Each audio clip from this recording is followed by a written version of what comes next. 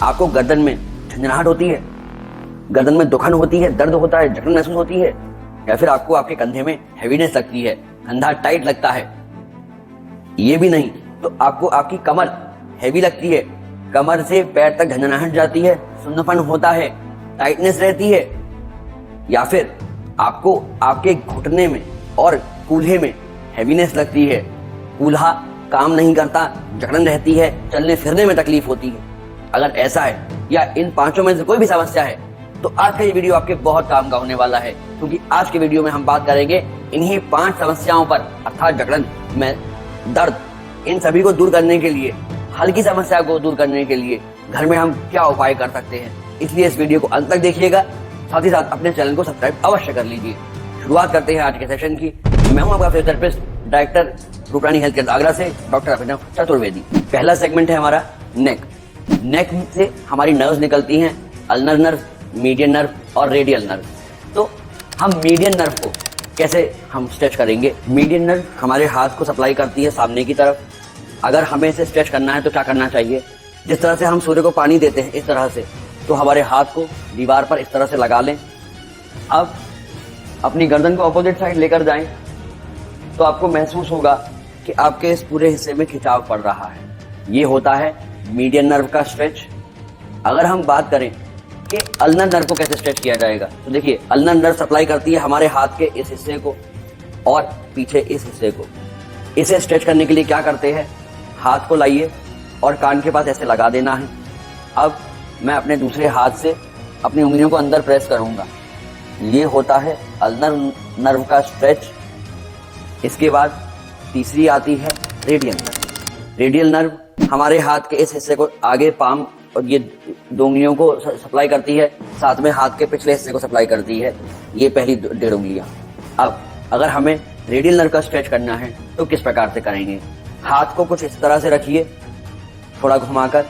अब अपने दूसरे हाथ से उंगलियों को अंदर की तरफ प्रेस करिए। ये हो जाएगा रेडियल नर्व का स्ट्रेच। अगर हम समझना चाहें और आप रिलीव करना चाहें आपके नेक की जकड़न को या टाइटनेस को, तो उसका एक तरीका और होता है। कैसे करते हैं, उसके लिए हमें एक टॉवल चाहिए होती है। कुछ इस तरह से टॉवल को रोल करके अपनी गर्दन के पीछे की तरफ लगा दें। अब धीमे धीमे सिर को पीछे लेकर जाएंगे और टॉवल को ऊपर लेकर जाते जाइए, कुछ इस प्रकार से।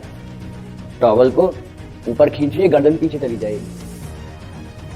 इस प्रकार से आप अपनी गर्दन को एक मैनुअल ट्रैक्शन जैसा दे सकते हैं, जिसमें आपकी बोन धीमे धीमे से डिस्ट्रैक्ट होंगी, या कहें उनमें हल्का सा कुछ मिलीमीटर भर का गैप बनेगा। आपकी जो नस दब रही है वो डिकम्प्रेस हो जाएगी, अर्थात आपको उसमें आराम मिल जाएगा। आपको बता दूं कि हम हर महीने के दूसरे और चौथे शनिवार इंस्टाग्राम लाइव करेंगे शाम को 6 से 7 बजे के बीच में।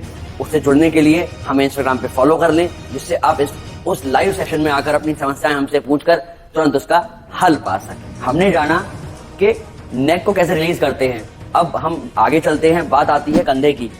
मान लीजिए मेरा सीधा कंधा जाम हो रहा है, कंधे में जकड़न महसूस हो रही है, मैं इसे चला नहीं पा रहा। तो देखिए शोल्डर में रोटेटर कफ होता है, इसमें 4 मांसपेशियां मुख्य तौर पर होती है, supraspinatus, infraspinatus, teres minor, subscapularis. इन चारों मसल्स की जकड़न की वजह से कई बार हम अपना हाथ चला नहीं पाते, ऊपर से सामान नहीं उठा पाते, हाथ को आगे नहीं ले जा पाते, पीछे नहीं ले जा पाते। कई बार हमें कपड़े पहनने में समस्या महसूस होती है। इसे ठीक करने के लिए हम घर पर क्या कर सकते हैं। अगर आपको हल्की जकड़न है तो इस तरह का कोई बैंड ले लीजिए, या कहें कि वेट कफ ले लीजिए। अगर ये उपलब्ध नहीं है तो आप अपने घर के आसपास में रेत तो उपलब्ध रहेगी, उस रेत को ले लीजिए और एक सैंडबैग जैसा बना लीजिए, जैसा मैंने अभी बांध रखा है अपने हाथ पर। एक बोरी हो सकती है या कोई बड़ा पॉलिथीन बैग हो सकता है, उसमें करीब 1-1.5 किलो का वेट बहुत रहेगा। इससे ऊपर जाने की आवश्यकता बिल्कुल नहीं है, it is more than sufficient. मान लीजिए मेरा सीधा कंधा जाम है तो मैंने सीधे हाथ में ये वेट कफ बांध लिया है। हम करेंगे क्या, एक ऊंची टेबल ले लीजिए, ऊंची टेबल पर अपना उल्टा हाथ रखिए, एक पैर आगे पीछे करके खड़े हो जाइए, हाथ को नीचे छोड़ दीजिए जो हाथ जकड़ा हुआ है जिसमें हमने सैंडबैग को बांध रखा है। अब धीमे धीमे आगे पीछे मूवमेंट करेंगे जब आप, तो देखेंगे कि आपका जो हाथ नीचे लटका हुआ है वो एक पेंडुलम की तरह मूव करेगा आगे पीछे। जब ये इस प्रकार से पेंडुलम की तरह मूव करेगा तो आपके कंधे में जो जकड़न है उसके बावजूद आपका हाथ या कहेंगे ह्यूमरस थोड़ी सी नीचे को खिसकेगी और एक फ्री मूवमेंट आपको महसूस होगा। इसको 10 से 15 बार दिन में 2 से 3 टाइम करिए। धीमे धीमे आपको आपके कंधे की जकड़न कम होती महसूस होगी, आपको आराम मिलेगा। पर याद रखिएगा, हल्की जकड़न में इसे करेंगे। आपको अगर ये वीडियो यहाँ तक अच्छा लग रहा है तो आपसे रिक्वेस्ट करूंगा कम से कम इस वीडियो को लाइक अवश्य कर दीजिए। इस बार मैं आपसे चाहूंगा कम से कम 5000 लाइक करिएगा। और अगर आपकी कमर में जकड़न महसूस हो रही है, बहुत आम समस्या है कमर की जकड़न। सुबह उठते हैं हम लोग तो हमें अपनी कमर जकड़ी हुई महसूस होती है। सुबह उठने के बाद आप चलते फिरते काम करते हैं तो कई बार कमर में झटका सा आ जाता है, क्योंकि हम लोगों को आदत है कि हम सीधे उठ जाते हैं। ये बहुत आवश्यक बात है कि हमें करवट से उठना चाहिए। मैं अपने हर वीडियो में बात करता हूँ, हर वीडियो में मैंने बताया है कि आपको कैसे उठना चाहिए। ये ध्यान रखें। इन सभी की एक्सरसाइजेस, प्रिकॉशंस आई कार्ड में अवेलेबल हैं, आप उन्हें जाके देख सकते हैं। कमर को रिलीज करने के लिए हम क्या करेंगे? बट कमर की जकड़न होती क्यों है? कमर की जकड़न भी इसी वजह से होती है कि हमारे कमर में स्पॉन्डिलोसिस की शिकायत शुरू हो जाती है या मांसपेशियों की कमजोरी होती है। कई बार नसें दबती हैं। नसें क्यों दबती हैं? नसें दबती हैं आपकी कमर की डिस्क दबने की वजह से। जब डिस्क दबेगी और वो बाहर निकलेगी तो किसी नर्व को दबाएगी, फिर आपको झंझनाहट होगी, पैरों तक सुन्नपन होता है। आप आके हमसे कहते हैं डॉक्टर साहब हमारे पैर के अंगूठे तक झंझनाहट हो रही है, सुन्नपन हो रहा है, पैर हमें महसूस नहीं हो रहा। कुछ इस तरह की शिकायत आप हमसे करते हैं कि सर हमें ऐसी समस्या हो रही है। तो कमर की जकड़न को, सुन्नपन को रिलीज करने का घर का एक घरेलू तरीका क्या हो सकता है? एक ऊंचा बेड ले, उस पर लेट जाइए कुछ इस प्रकार से, उसे पकड़ लीजिए और इसके बाद अपने पैरों को ढीला छोड़ दीजिए एकदम। जब आप अपने पैरों को ढीला छोड़ देंगे तो आप ये पाएंगे कि आपकी कमर नीचे को गिर रही है। जब कमर नीचे को गिरना शुरू होगी तो देखिए अपर बॉडी ऊपर है, पैर नीचे को जा रहे हैं। एक डिस्ट्रैक्शन, एक खिंचाव सा महसूस होगा आपको आपकी स्पाइन में और आपको रिलीफ मिलेगा। पुनः देख लीजिए, बेड पे लेट जाइए इस प्रकार से और अपने पैरों को नीचे ढीला छोड़ दीजिए। आप पैर मोड़ भी सकते हैं, पैर मोड़ लेंगे तो भी आपको महसूस होगा कि आपकी पीठ पर इस हिस्से में, पीठ के पिछले हिस्से में खिंचाव आ रहा है। और यही तो हमें चाहिए, वो टाइटनेस दूर करने के लिए, वो जकड़न दूर करने के लिए। ये हुआ आपकी कमर को रिलीज करने का पहला तरीका। बट कमर रिलीज करने के लिए और क्या कर सकते हैं? आइए देखिए। आपको एक बेड, अब आप घर में पलंग सभी के हैं, सभी सोते हैं उस पर। करना क्या है? पलंग पर जाकर लेटिए कुछ इस प्रकार से और अब पलंग से आगे जाइए। आगे जाएंगे इतना आगे कि आपकी कमर पलंग से नीचे निकल जाए और धीमे से नीचे को चले जाइए कुछ इस प्रकार से।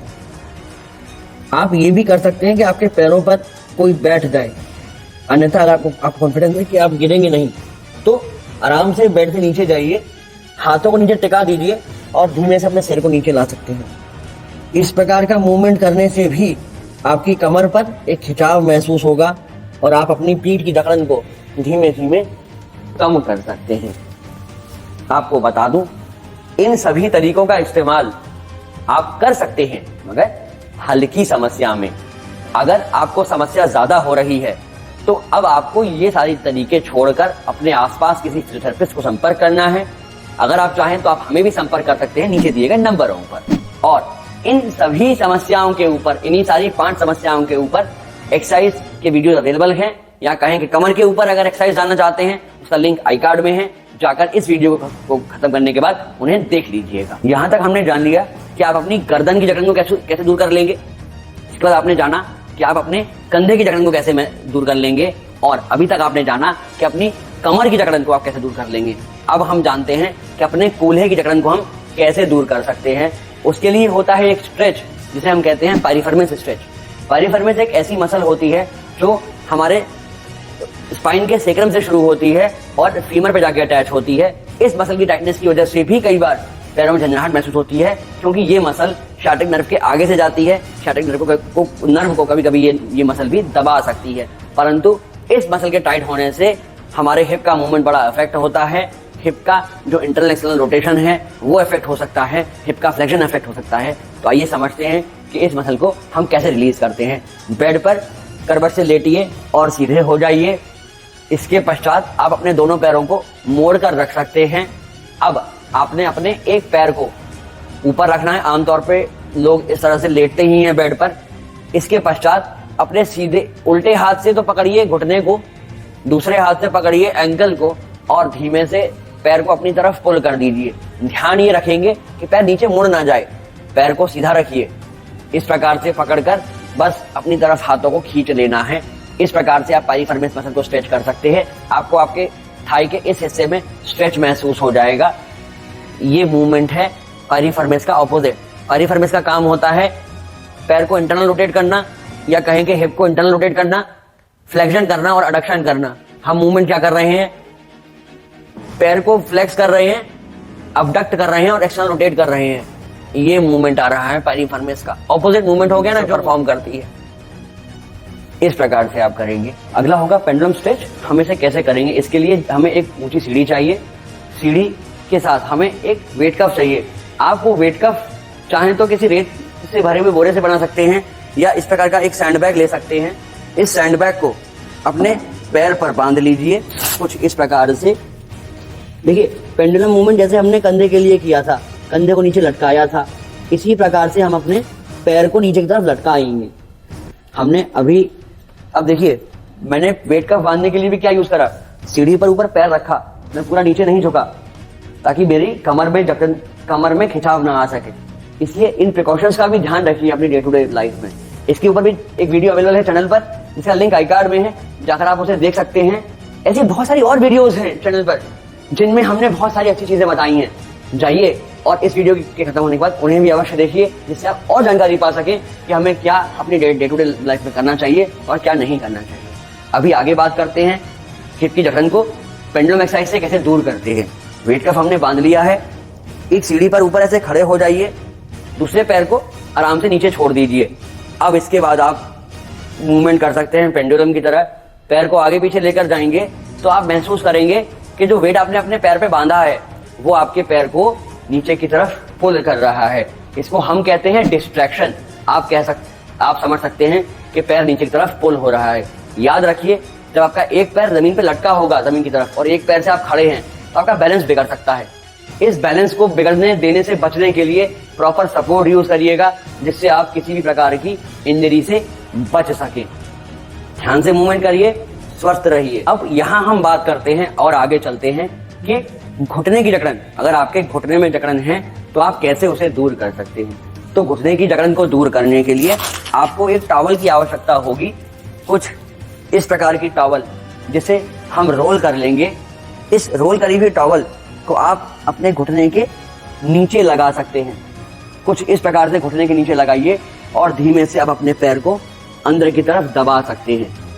आराम से बैठिए, घुटने को अंदर की तरफ दबाएंगे। विशेष ख्याल ये रखना है कि घुटने को हल्के से ही दबाना है। आप बहुत ज्यादा तेज दबा देंगे तो देखिए घुटने पे खिंचाव ज्यादा आ जाएगा, लिगामेंट खिंच सकते हैं। इसलिए इसको अवॉइड करते हुए आपको ये मूवमेंट करना है। आराम से टॉवल को लीजिए। अगर मैं उल्टे पैर की बात करूं तो मैंने पैर के नीचे टॉवल को लगाया और आराम से अब मैं पैर को दबा रहा हूं। इस प्रकार से आप महसूस करेंगे कि आपके पैर में हल्का खिंचाव आएगा। घुटने के बारे में और एक्सरसाइज जानना चाहते हैं, घुटने में कमजोरी है, उसके लिए वीडियो अवेलेबल है, इसका लिंक आई कार्ड में है। इस वीडियो के बाद जाकर आप उस वीडियो को देखकर समझ सकते हैं कि घुटने की ताकत बढ़ाने के लिए क्या हम कर सकते हैं, किस तरह से घुटने की एक्सरसाइजेस की जाती हैं। आपको यदि इन पांचों में से कोई भी समस्या हो रही है तो आप हमें इंस्टाग्राम पर मैसेज करके बता सकते हैं, या कोई क्वेरी है तो आप हमसे इंस्टाग्राम पर आके पूछ सकते हैं। इंस्टाग्राम पे मैसेज करने के लिए आपसे इसलिए कह रहा हूं क्योंकि वहां पर हमारा टाइम आपको उत्तर देने का कम रहता है, आपको हम उत्तर जल्दी दे सकते हैं। इसलिए कोशिश करिएगा कि आप हमें यूट्यूब के बजाय इंस्टाग्राम पर मैसेज करें और वहां अपनी समस्या का हल पाएं। अगर आपको लगता है कि इन पांचों में से कोई भी समस्या, गर्दन, कंधा, कमर, घुटना या कूल्हा, इन पांचों में से किसी आपके आसपास जानने वाले को भी समस्या हो रही है तो इस वीडियो को उन तक अवश्य शेयर करिए, ताकि वो भी जान सकें कि घर पर हल्की समस्या में किस प्रकार से हम इन जकड़नों को दूर कर सकते हैं। और अपने चैनल को सब्सक्राइब अवश्य कर लें ताकि आने वाले वीडियोस के आपको नोटिफिकेशन मिलते रहें। साथ ही साथ अगर आपको इन पांचों में से कोई भी समस्या है तो मैं समझता हूँ आपको सोने में अवश्य तकलीफ हो रही होगी, आपको ठीक से नींद नहीं आ रही होगी, या रात को सोते आपकी नींद खुल जाती होगी। तो सोने के तरीके कैसे होने चाहिए, कैसे हमें सोना चाहिए, कैसा मैट्रेस होना चाहिए, कैसा पिलो हमें यूज करना चाहिए, अगर ये जानना चाहते हैं तो लेफ्ट वाले वीडियो को क्लिक करके देख लीजिए। और संभवतः आपकी समस्या अगर बढ़ने लगी है तो आपको चक्कर भी आ सकते हैं चक्कर कैसे ठीक करने हैं या वर्टिगो कैसे ठीक करना है, अगर ये जानना चाहते हैं तो राइट वीडियो को क्लिक करके देख लीजिए, आपको जानकारी हो जाएगी कि कैसे हम इसे ठीक कर सकते हैं।